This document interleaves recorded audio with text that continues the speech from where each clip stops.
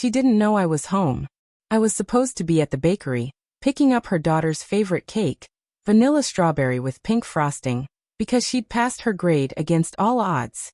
A quiet celebration.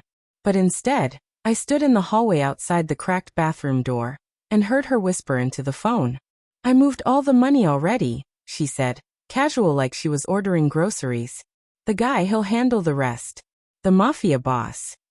She laughed, and something in me slowed. "What about your kid?"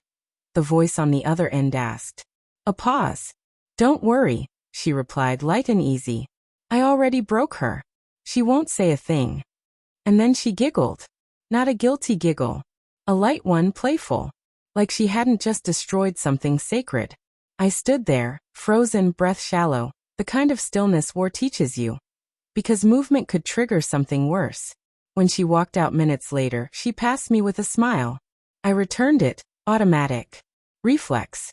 But something had already shifted inside me. Something vital had died. And in its place came the kind of quiet that doesn't forgive.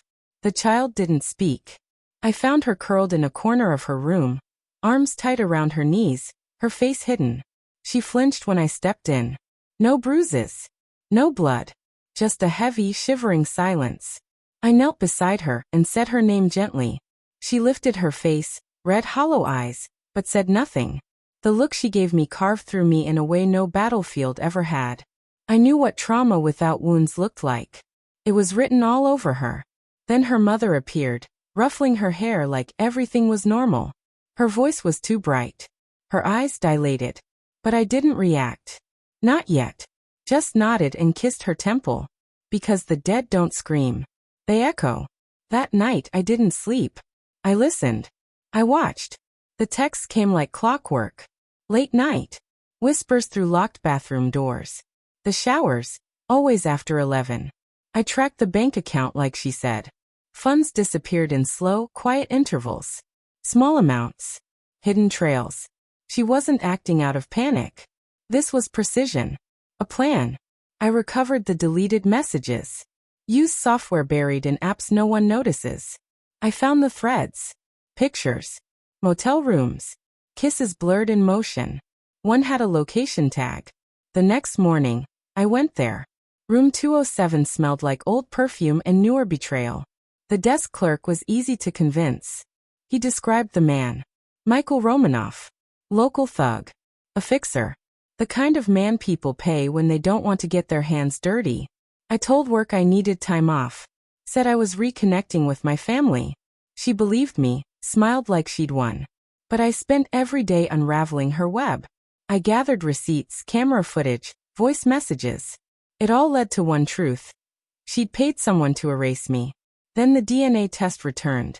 Not mine. The girl I'd raised, the one who'd wrapped her fingers around mine, called me daddy before she even knew what the word meant. She wasn't mine. But that didn't change anything. Because I was hers. Every nightmare she had, I chased away. Every scraped knee, every bedtime story, every moment she needed a father, I had been there. I gathered everything. Photos, statements, audio files. Laid them in a folder. I didn't speak when I placed it on the dinner table. She laughed at first. Then she read. Page by page, the color drained from her face. When she reached the final one, the transcript of her voice, clear and cruel. She looked up, barely breathing. "You weren't supposed to know," she whispered. I nodded. "You're right." I stood. She followed, barefoot and confused. "Where are you going?" she asked. I turned slightly. I already did. She didn't understand. So I let the silence rot between us. Then I opened the drawer, pulled out the burner phone I'd been using all week, and handed it to her. "Press play."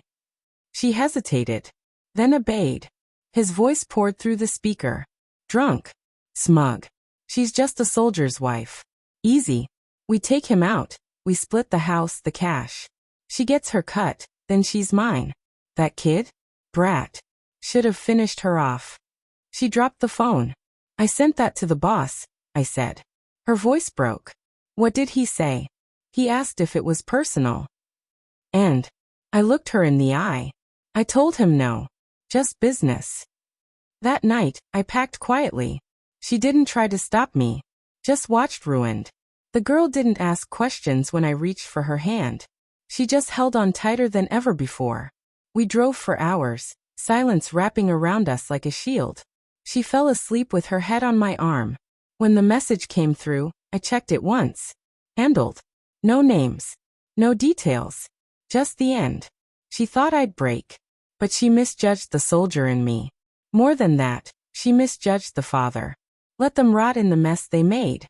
Some stories don't need revenge. Just distance. And a locked door. Final thought. She should have made sure I was dead.